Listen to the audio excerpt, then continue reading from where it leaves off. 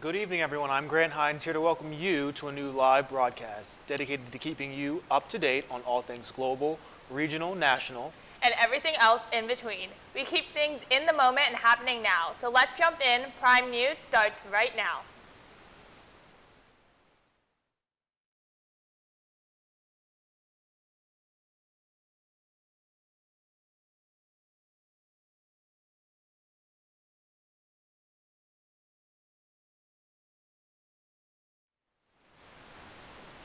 Today in New York City, Mayor Eric Adams' subway safety plan was put into effect after a weekend of violence in subway stations across the city, which included 5 stabbings. The first occurred late Friday in the borough of Queens when a man was stabbed in the arm by another man who later fled the scene on foot. Also in Queens on Saturday, a man was approached by 3 women who demanded money from him, and shortly after a dispute, he was stabbed in the thigh. Later that day, inside a subway platform in Brooklyn, a man approached a woman, punched her in the back, and proceeded to stab her 3 times in the abdomen after a verbal dispute. That evening, 2 men attempted to rob a man, and after a struggle and failed attempt to steal anything from him, the man was stabbed in the leg. In Harlem, a verbal dispute led to a man getting stabbed in the arm, and all 4 victims were taken to the hospital in stable condition while 1 was treated at the scene. This past Friday, Mayor Adams stated in his plan announcement that, quote, "The days of turning a blind eye to the growing problem are over. It will take time, but our work starts now." The joint initiative to combat mental health and safety crises on the subway will include resources from the city, state, and federal governments, but will mostly use up to 30 city agencies. The plan includes issuing summons for fare beaters, stopping people from sleeping across multiple subway seats, and homeless outreach teams in subway stations at the end of lines. The New York City Police Department, along with private advocates, will serve as enforcers of this policy, and homeless people removed from the subway will be offered medical treatment or the option to be taken to a safe space, such as a psychiatric facility. New York Governor Kathy Hochul stands by the mayor in this initiative, also saying Friday that we must work to keep our subways, the lifeblood of New York City, safe for all riders, and to get help and services to those in need. Many New York citizens are eager to see how this plan will unfold, including Charles DeSouza, a volunteer who patrols the subways with the United Passengers Group. He says, "Let's give it 3 weeks and let's see how it works." On Friday, an elementary school student in Lawrence, South Carolina brought a gun to school in order to shoot zombies. A staff member found a small frame gun on a student's seat and then immediately notified the school administration. The school resource officer took possession of the firearm. During a news conference on Friday, Lawrence Police spokesman Lieutenant Scott Franklin said that there was never a threat made towards any other students or staff. Franklin asked parents at the conference to constantly check their child's backpacks before they come to school. The child got the handgun from his grandfather, who had been arrested and charged with unlawful conduct towards the child. The student was removed from school and will be subject to a disciplinary hearing. 3 brothers died on Thursday after their car rolled into an iced-over retention pond in Holland, Michigan. Their mother was driving a Chevy Tahoe when she hit a curb and rolled into the pond. She managed to escape the vehicle. However, she could not free her 3 sons. All 3 boys were restrained by car seats and seatbelts. When the boys were freed from the vehicle about 12 minutes later, it was already submerged and upside down in 3 to 4 feet of water. The 3- and 4-year-old brothers were pronounced dead at Holland Hospital, and the 1-year-old was transported to 2 different hospitals that day before he was pronounced dead on Thursday evening. Their mother was treated for minor injuries and then released. The cause of the accident is still under investigation at this time. Grant, they said that there was no weather-related causes to this accident. Do you believe there was foul play? Well, the police still have to look into that. They're still investigating that, but as for foul play, it seems as if, if the mother had no intention to hurt her child, then I guess I'm going to believe her on that, because to lose 3 sons, that's a lot. To lose 1 child is a lot. In one day. Yeah, exactly. Yeah. And so, if she was able to free herself because she's an adult and they weren't, that's understandable. She was doing the best she could under the stress she was in. So as to whether this was foul play or not, I'm not sure. I need to see all the facts of the case, and the police need to do their job in investigating the situation. Hopefully the police get to the bottom of this. Yeah, we'll see how this story goes. Yeah. This week, a jury will hear a closing argument in the federal hate crime trial of Travis and Gregory McMichael and William Bryan Jr., the men convicted of killing unarmed black man Ahmaud Arbery nearly 2 years ago. Now, those trio of men have already been convicted and sentenced to life in prison for the murder of Arbery in the state of Georgia. And after the trial lasted just 1 week, both sides will now give their final push as to why the men should or shouldn't be convicted of a hate crime. Investigators found past text messages, social media posts, and even encounters between individuals proving that the trio is in fact racist. But the question is, did the racism motivate them to shoot and kill Ahmaud Arbery? So Shreya, this is a tough one because, as we've seen, these men are in fact racist. Their defense teams admitted to it, but now it's up to the prosecution to convince the jury whether or not these men killed Ahmaud Arbery because of their racist tendencies, or whether the intent to kill him was because he was black, essentially. And so, we have a laundry list here of evidence in the past that shows that these men are racist, but do you think that they killed him because he was black?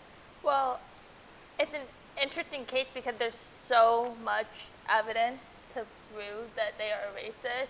But as we've seen in the past, evidence of past racism is crucial for this case, but it may not be enough to convict. I personally believe that if the color of his skin was different, maybe he would still be alive today. Absolutely. And so because of that, I do believe it was a hate crime, but do I believe that they will be prosecuted because of that? I don't know. Yeah, well, I mean, it's very hard to prove that they were being racist in the moment, that they killed him because he was black. I mean, with them being racist or with them having a racist past, obviously you have unconscious bias or conscious bias, probably in their case. But if they didn't say anything, if they didn't say in the moment on that video, we're killing you because we're black, or shout any racial epithets, then the prosecution's going to have a tough time convicting. Well, it will be interesting to see what happens. Yeah. Coming back from break, we will hear more about what's happening in our region. Local news is next. Stay with us.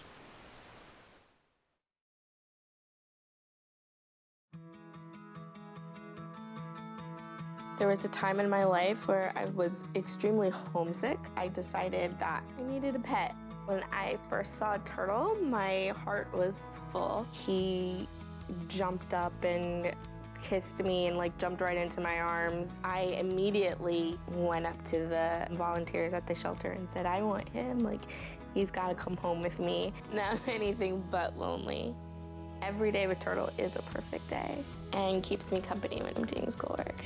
I like it when he jumps up on the table too.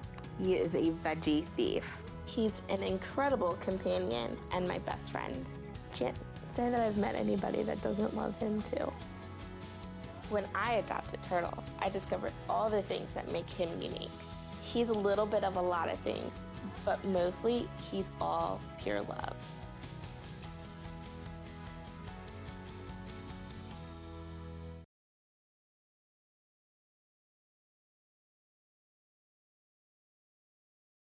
As a son, as a friend to everyone I meet, as a fighter for change, as a woman who stands up for what I believe in. So join me in wearing a face covering to help stop the spread of the coronavirus. Because this is one small act of kindness that has the power to bring us all together.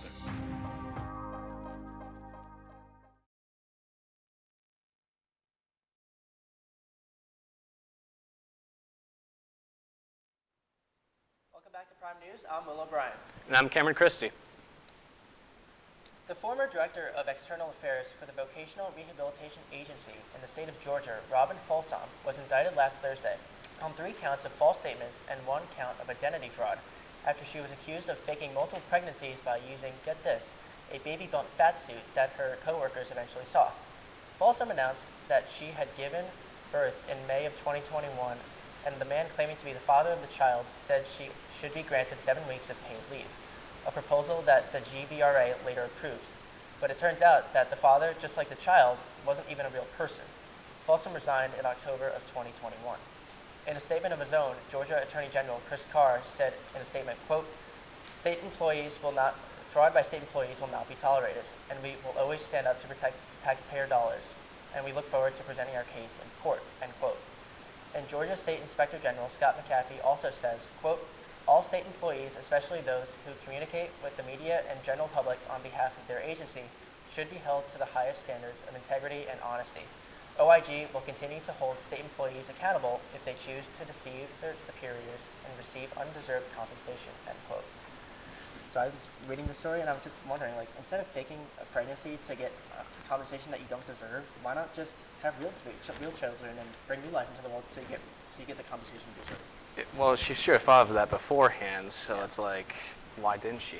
So it's kind of hard to say. Kind of a weird story. Yeah.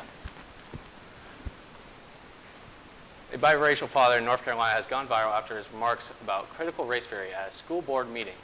During the Kerberos County School Board this past week, Ryan Shreya slammed critical race theory as a discrimination revolution in his address to the board.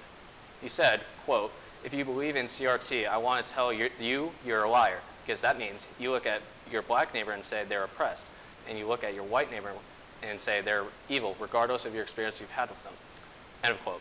Now, this comes into light because critical race theory has become a flashpoint in our culture over the past year because school boards and state legislatures have been banning teachings about racism in the classrooms. Much of the outrage is centered on parents' concerns that children are being taught into believing that white people are inherently racist and that race plays into all parts of social interaction. Shreya used his experience as a business owner as an example that he deals with multiple different ethnicities of people in his daily life. And you only hear stories about racists in the media and in the government. Shreya is a father of three and a Republican candidate for District 73 in the North Carolina House of Representatives. Now, this story I was very perplexed about, but it's kind of a controversial story. But do you think his reaction's appropriate towards it? I would say if what he's reacting to was actual discrimination based on race, then it would be justified. But if not, then I don't think so. But other than that, I'll leave it up to him and the school board to decide what's best and how to go from here. I feel the same. The mask mandate right here in Guilford County is no longer in effect.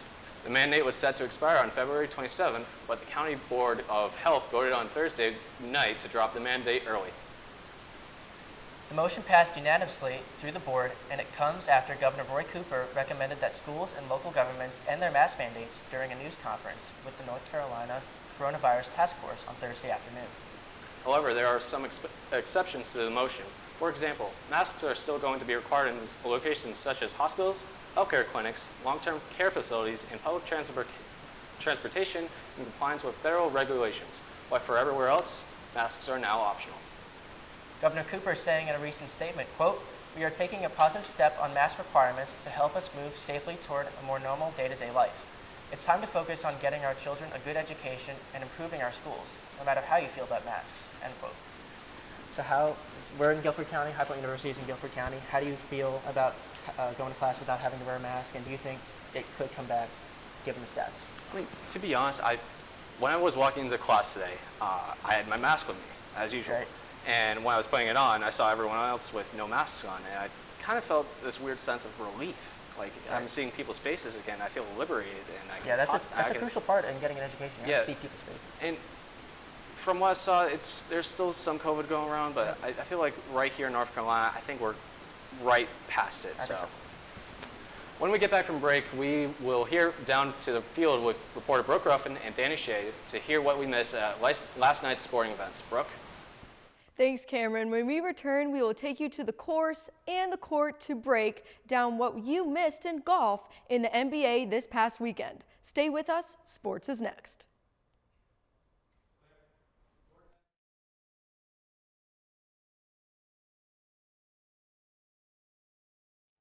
It's at the core of who we are.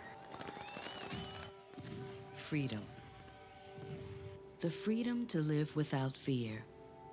To drive through all 50 states. To sleep safely in our own beds. The freedom to jog where we please.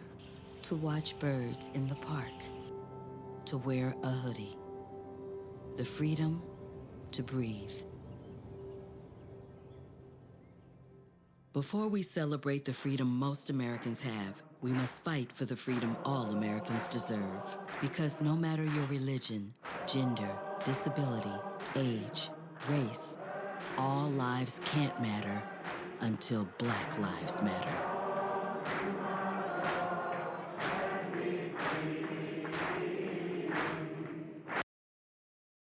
Welcome to High Point University. On this campus, we are focused on preparing students for the world as it is going to be. Hi, I'm Steve Wozniak, the Woz, and I'm proud to be High Point University's Innovator in Residence. I'm Cent Marshall, CEO of the Dallas Mavericks, and I am proud to be High Point University's Sports Executive in Residence. I'm Mark Randolph, and I'm proud to be the Entrepreneur in Residence at the premier life skills university, High Point University. America, land of the free. It's at the core of who we are. Freedom.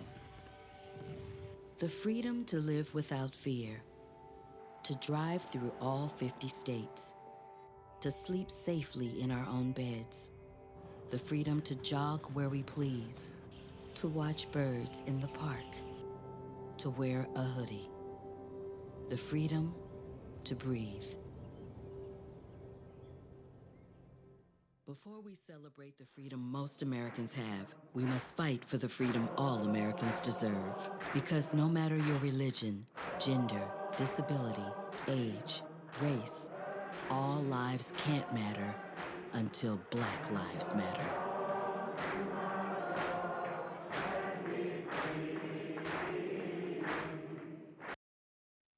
Welcome back to Prime News. The new generation of golfers took one of the most storied tournaments by storm this weekend. The top 10 ranked golfers in the world, including Jon Rahm, Hideki Matsuyama, Colin Morikawa, Dustin Johnson, and Patrick Cantlay competed at the beautiful and challenging Riviera Country Club in Pacific Palisades, California this past weekend for the 2022 Genesis Invitational. On a limited 120-man field, it was 23 Joaquin Niemann who walked away with the Genesis Invitational win and 550 points towards the 2022 FedEx Cup standings. The top golfers in the world were challenged this past weekend on a course where the birdies were hard to find with fast greens and difficult pins. But it was Niemann, Morikawa, Young, Scott, Hovland that battled it out on the back nine during round 4. Morikawa eagled 10, a hole with a 1 of the lowest success rates of all par 4s on tour. Niemann won with a tournament of 3 eagles, a 2-shot lead, and a par 71. He was one of the youngest players to win since 1962 in a PGA tournament rich in history. Morikawa ended with a 65 under par after a great back 9, and Cameron Young finished with a 70 under par. Both players tied for second. Mentor Sergio Garcia watched the 23-year-old from Chile win his second tournament from the 18th. Niemann remained in a 3-stroke lead most of the tournament. Niemann holds the lowest 50-hole score ever at Riviera and now stands 7th on the FedEx Cup standings. This invitational was also the return of Tiger Woods, not as a player, but as the host to one of the greatest tournaments dating back almost 100 years. From the beginning at the Los Angeles Country Club in 1926 to the tournament move to Riviera in 1973, the tournament is rich in history. Jack Nicklaus tied for 50th and won his first check of $33.33 in 1962 on the PGA Tour. It was also Tiger's first PGA tournament. This year, 1 year after his accident, Tiger was back to host the Invitational and honor the man he called Grandpa, Hall of Famer, and Congressional Medal of Honor recipient Charlie Sifford. Playing a huge role in Tiger's life, he named his son after Sifford and credits him with his and his father's start in golf. Tiger renamed hole to Re100 in honor of what would have been Sifford's birthday this June. This year's winner, Joaquin Niemann, was also the first wire-to-wire win at the Invitational since Sifford in 1969. Now let's tow it over to Danny to get the latest on the court. Danny? Thanks, Brooke. Let's transition from the links to the hardwood. All-Star Weekend is come and gone in Cleveland, but let's head back to a week ago, the NBA trade deadline. On February 10th, the NBA trade deadline took place, and we definitely saw some major moves go down. Before we take a deeper look, at the move between the Brooklyn Nets and the Philadelphia 76ers, let's look at some other trades that went down. The first big move we saw this year was a deal that sent C.J. McCollum, Larry Nance Jr., and Tony Snell to the New Orleans Pelicans. The Pelicans sent over Josh Hart, Thomas Satoransky, Nikolai Alexander-Walker, Didi Lazuda, a future first-round pick, and 2 future second-round picks. This trade ends an era in Portland of 2 superstar guards playing side by side with one another. We know Damian Lillard hasn't just left Portland yet, but that will definitely be a storyline to watch this summer. A trade that shocked the NBA world this deadline was a deal between the Sacramento Kings and the Indiana Pacers. The Pacers traded Domantas Sabonis, Jeremy Lamb, Justin Holiday, and a 2027 second-round pick to the Kings in exchange for a package including rookie Tyrese Halliburton. The Pacers wanted to do anything possible to keep star big man Miles Turner, and a trade that brings a young superstar in Halliburton to Indiana should certainly entice Turner to stick around. This trade is one that not this season, but next season, especially with the impressive play of rookie Chris Duarte, will put the Pacers back into playoff contention real quick. Now let's take that deep dive into the trade that shocked the NBA world. The Brooklyn Nets sent James Harden and Paul Millsap to the Philadelphia 76ers for Ben Simmons, Seth Curry, Andre Drummond, and 2 first-round picks. The Sixers are sending the Nets an unprotected 2022 first-round pick and a protected 2027 first-round pick in the deal. The Nets also announced they are waiving DeAndre Bembry to create a roster space for the trade. This was a trade that allowed 2 superstars to leave teams in situations they were not fans of, Simmons in Philly and Harden in Brooklyn. The relationship between Harden and the Nets broke down in recent days, with sources telling ESPN's Adrian Wojnarowski that Harden declined and did not formally ask for a trade, fearing the backlash of doing so for the second time in little more than a year. But after the Nets traded 4 first-round picks and 3 swaps, plus center Jarrett Allen and Karis LeVert a little over a year ago after Harden forced his way out of Houston following 8+ seasons with the Rockets, the former league MVP is now on his way again, forcing his way out of Brooklyn. Philly now has the guy in Harden that they've wanted since the Houston trade request, and they give Joel Embiid a superstar guard to play with. Ben Simmons heads to Brooklyn, where he does not need to run the point and can play in a role to his physical build, with Kevin Durant, Kyrie Irving, and the crew that added Goran Dragic just today. The Nets load up with reinforcements to help on a title run, while the Philadelphia 76ers get their guy to make their title run as well. With all that said, I hope you enjoyed All-Star Weekend, and let's send it over to Corrina to hear all the latest going on in the entertainment world. Thanks, Danny. Former Olympic gold medalist Simone Biles just got engaged to her boyfriend of nearly 2 years, Jonathan Owens. Owens said he fell for Biles about a month into their relationship in an interview. He knew that their relationship was special because of the way his dog, Zeus, reacted to her. Because the couple got together during the COVID year of 2020, Biles said that a lot of their time was spent indoors getting to know the deep parts about each other. Owens said after the couple started spending more and more time together, they did move in together. Shortly after that, Owens found himself down on one knee. Queen Elizabeth II has tested positive for COVID. The 95-year-old, who is celebrating her 70th year on the throne, is experiencing mild cold-like symptoms, but expects to continue light duties at Windsor over the coming week. She will continue to receive medical attention and will follow all appropriate guidelines. In fact, the Queen is not the only member in her circle to test positive for COVID-19. Several cases have been diagnosed in the Windsor Castle team. However, the Queen and the rest of her inner circle are fully vaccinated and proceeding with caution. Staying in Britain, Zendaya and Tom Holland just bought a $4 million house together in London. Some would say the couple is getting serious now that they're sharing real estate. Do we see a ring in the future for this year? That's all I have for you tonight. When we return, our neighboring countries. International news is next. Stay with us. Oscar the Grouch here to tell you, yeah, you, to wear a mask out in public around other people. Sure, it'll keep you healthy, but more importantly, I won't have to see your happy, smiling face. And if you don't want to wear a mask, I've just got one thing to tell you. Scram! Go away! Caring for each other because we are all in this together. So wear a mask and have a rotten day, will ya?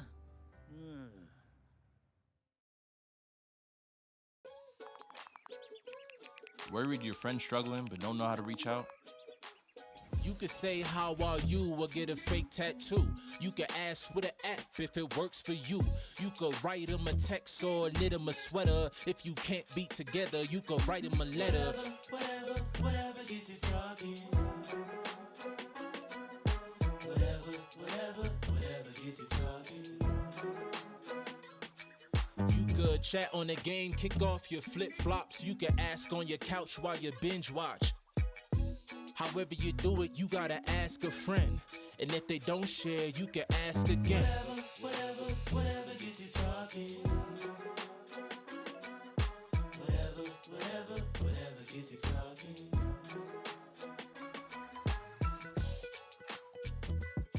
There are a lot of ways to reach out to a friend about their mental health. Learn how you can help at seizetheawkward.org. Hello and welcome back to Prime News. I'm Lisbeth Ramierez. And I'm Casandra Krajisnik. And now, your Ukraine-Russian update. This morning, the European Union's Council announced they would be providing Ukraine with 1.2 billion euros as an emergency support package. The money will be given as loans, and the Council says, quote, it intends to provide swift support in a situation of acute crisis and to strengthen Ukraine's resilience, end quote. The support comes after the Union began to see the economic downfall Ukraine is having due to the nature of uncertainty.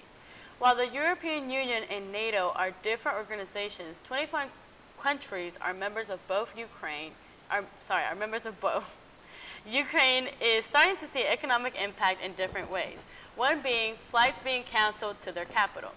Air France has temporarily suspended all flights to Kyiv due to fears of Russia invading. In a statement, they said, quote, Air France will regularly reassess the situation and reminds that the safety and security of its flights, its customers, and the crew is an absolute imperative, end quote. There have been about 10 airlines that have been detained. President Vladimir Putin of Russia called for a meeting earlier this morning to, quote, determine our next steps, end quote. He said in the meeting that the United States did not offer help Russia with the demands they wanted in regards to countries joining NATO. So I guess one of the main questions, what do you think now? I mean, this has been going on for about 3 weeks. Do you think they're going to go? I mean, and did the U.S. really help? I mean, what do you think is going to happen? I think the U.S. definitely put pressure. But as for Russia actually invading, it's kind of looking more and more like a bluff, like what's going on? Yeah. Come on, Putin, like, make your calls, see actually is it pressure, is it a bluff, are you actually going to invade? Because they're right at the border, so I don't know. Yeah, I thought the same thing. It's just like one of those things that I'm like, but see, I don't think it's a bluff. I feel like they're going to go to war. I'm just like, y'all are doing too much for it not. I mean, $1.2 billion.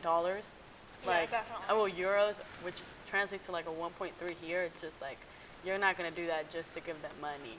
But then again, I feel like the European Union is going to try to, like, be like, well, I have this money over you. So I guess we'll see in the upcoming weeks about that. True. Major news in the true crime world broke this past weekend in France. Former model agent Jean-Luc Brunel, age 75, was found dead by suicide in his Paris prison cell Saturday, around 1:30 a.m. local time at La Sainte prison. French authorities say there was, quote, no breach in security. Brunel, credited with discovering several supermodels, was one of Jeffrey Epstein's associates and friends. Epstein, similarly, died in a cell of his own 3 years ago in a New York prison. In 2020, Brunel was arrested at Charles de Gaulle Airport as he attempted to fly to Senegal. Brunel is only one of Epstein's associates that was expected to stand trial or be sentenced this year. Ghislaine Maxwell, Epstein's close confidant and currently incarcerated, is being sentenced in June. Brunel's death is a source of fear for Maxwell's family for her life. As for Britain's very own Prince Andrew, he's facing serious suspensions from public duties and had a birthday of nightmares. He just settled a case with Virginia Roberts Giuffre this past week, which is forcing Queen Elizabeth to strip him of further duties. In 2019, Giuffre told NBC's Dateline that Epstein had slept with, quote, over 1,000 women that Brunel brought in, end quote. The other victims of these men say the men's deaths robbed them of closure and justice.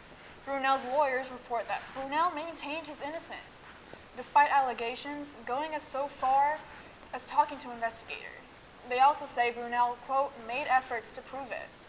As far as the legal case goes, Brunel's death ends it, unless other suspects had been put under investigation.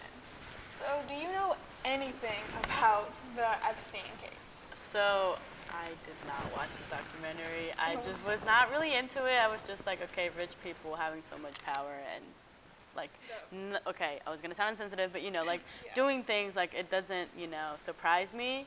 But like the stuff that you just said, I was just like, ew, that's disgusting to be blunt. Yes, that Filthy Rich documentary is a lot to take in. I do think that there's a lot of things that are still being kept, though. That is one thing that I have heard a lot, and that like a lot of political figures in the United States are still very much involved in that type of thing. Even though he died about 3 years ago, I know that like things still go on, and that's so crazy to me. I'm just like, wow. So going off of that, do you think they'll continue incarcerating his associates or his like, customers? I don't like saying that. I think it depends on how politically involved they are. If they're politically involved and like they have all this money to throw around, they're not gonna get sentenced. I don't think they won't. But I think that, I mean, some will try to get them justice, but definitely. You know, I guess it's just kind of like a wait and see thing. I mean, it's been going on for a while, so we'll just have to keep updated to see what happens. Moving on towards the Western Hemisphere, Honduras has had many huge events happen in the past few months. With just a few weeks following of the inauguration of the first woman president of the nation, the ex-president Juan Orlando Hernandez was arrested and extracted per order from the U.S. government. He will be tried on drug trafficking and weapon charges. Tuesday night, people honked for hours and waved "Thanks USA" and "This is what we dreamed of" signs. This reaction comes as no surprise, as the nation wanted Hernandez out of office for years. Migration from Honduras and death tolls increased in his 12 years as president. Many citizens called his reign corrupt and even went as far as to say he was a dictator. Last year, his brother Tony Hernandez was served with a life sentence in the U.S. for drug trafficking. Juan Orlando Hernandez will face a judge on March 16th to hear evidence of his charges. So, Lisbeth, as someone who is Honduran American, what's your reaction to hearing all these news about Hernandez? I was actually awakened at 3 in the morning by my sister, and she called me. She was like, "He's going to jail," and I was like, "Okay, I'm going back to sleep." But it was one of those things where I knew it was gonna happen, and people even said that he was trying to like buy an island where he could go. Yeah, like so many little conspiracy theories so he wouldn't get arrested because he knew that it was gonna happen just because of his brother. I thought it was a good thing. I mean, justice needs to be served. A lot of people died during his reign as president. A lot of people that I knew or that my family knew in Honduras. So I think it's a good thing. I think it's to better the nation, and I mean, justice needs to be served, honestly. Definitely, I agree. Yeah, that's what it is. But I mean, what do you think the U.S. will do? Do you think the U.S. will find him guilty, or do you think they'll just kind of give him a slap on the wrist since he was a president? See, that's where it kind of gets tricky. Like, the U.S. definitely likes to get involved with other countries, but, you know, he's a person of color, so he might get a worse sentence, but because he was a political figure, a president, going out so far to say he was a dictator, he might be getting a slap on the wrist. It's very complicated because there's a lot of things that don't match up, and the U.S. has had very, you know, swing types of stances on this type of thing. Yeah, I mean, there was at a point where the U.S. was so supportive of him. So to see them literally switch like that, I was like, wow, like that's what I'm thinking. I think that was like the most interesting part. But, you know, I'll see where it goes. I mean, March 16th is right around the corner. So we'll see what happens. Definitely. As these stories progress, we'll keep you guys updated. That's all for this week's international news. Now, let's head over to Grant and Shreya for our final thoughts.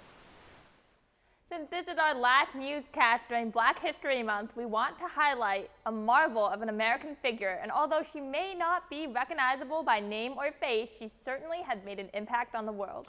At 107 years old, Columbia, South Carolina native Miss Ellis Jones Martin has survived 2 pandemics, owned several beauty shops, and in 1969 became the first black woman to own a business on Main Street in downtown Columbia. Her dedication to voting rights did not stop her from working the polls when segregation was at an all-time high, and working the polls as a black woman was especially dangerous. She's now retired to Palo Alto, California, and just recently, for her birthday, neighbors lined the street in a parade to celebrate her long life.